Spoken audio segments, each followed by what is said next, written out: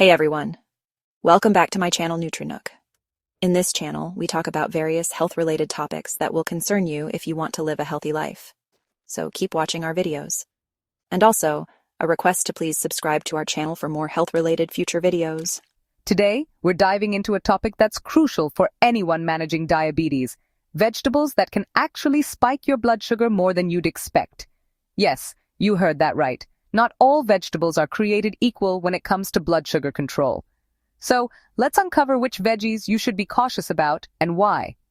Stay tuned and let's get started. Now, I know what you're thinking. Vegetables? But those are good for you. And you're right, they are. But some veggies can affect your blood glucose more than others. Remember, this isn't about banishing these veggies from your plate forever. It's about being mindful of how much you're eating and how you're preparing them. Let's get to it. All right, let's kick things off with a veggie that's practically a staple in many cultures, the potato. Potatoes are delicious, but they're also packed with carbs, which can convert to sugar in your bloodstream quickly. The American Journal of Clinical Nutrition shows that potatoes have a glycemic index ranging from 85 to 110. One medium-sized potato can send your blood sugar soaring as much as 3 tablespoons of pure sugar. Sweet potatoes have a lower glycemic index and are loaded with fiber, which helps slow down sugar absorption. And if you're craving that mashed potato goodness, try cauliflower mash. It's lower in carbs and just as delicious. Next up, we have another summertime favorite, corn on the cob. Corn has some nutritional value, but is surprisingly high in carbs and has a moderate glycemic index. Just 1 cup of corn contains 41 grams of carbohydrates. Opt for green peas or green beans instead. They're lower in carbs, packed with fiber, and provide a similar satisfying crunch.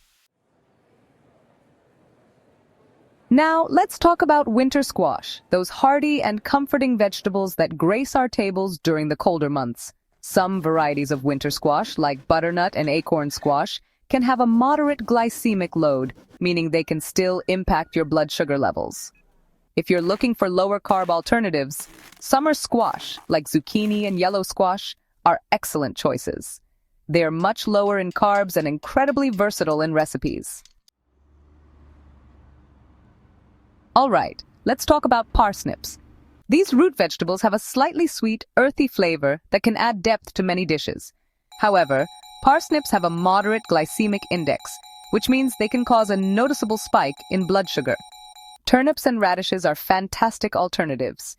They're lower in carbs, have a milder flavor, and can be used in many of the same ways as parsnips. Now let's talk about peas. These little green gems are packed with nutrients, but they can also be a bit sneaky when it comes to blood sugar. Just 1 cup of green peas contains around 21 grams of carbohydrates, which can add up quickly. If you're looking for lower carb alternatives, green beans and snap peas are excellent choices. They offer a similar nutritional profile with fewer carbohydrates per serving.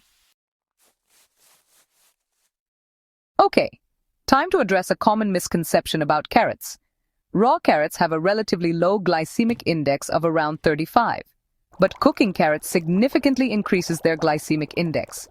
Cooked carrots have a glycemic index of 49, which is a considerable jump. If you're watching your blood sugar, enjoy your carrots raw. They make a fantastic crunchy snack or salad addition. Let's talk about beets, those vibrant root vegetables that are packed with antioxidants and nutrients. Beets have a moderate glycemic index, which means they can have a moderate impact on blood sugar levels. If you're looking for lower carb alternatives with a similar nutritional profile, red cabbage and radishes are great options. They're both lower in carbs and offer a variety of vitamins and minerals.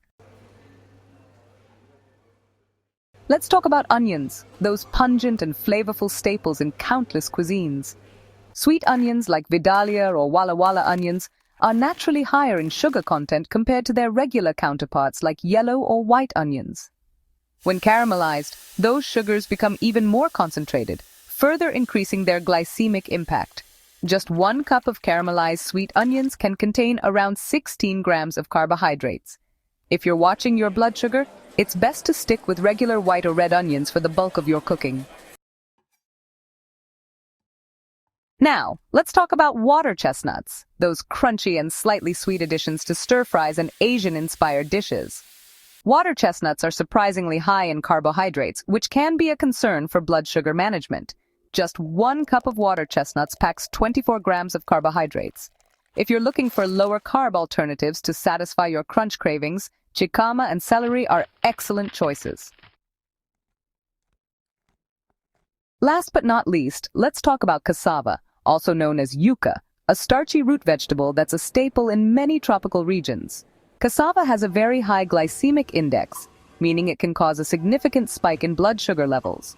1 cup of cassava contains 78 grams of carbohydrates. If you're looking for lower carb alternatives, rutabaga and turnips are excellent choices.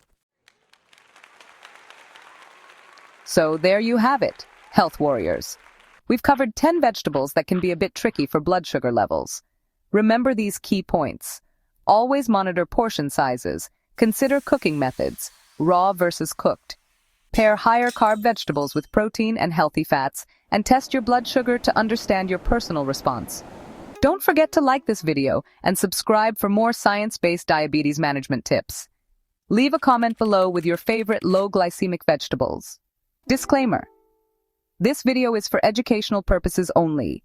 Always consult your healthcare provider for personal medical advice.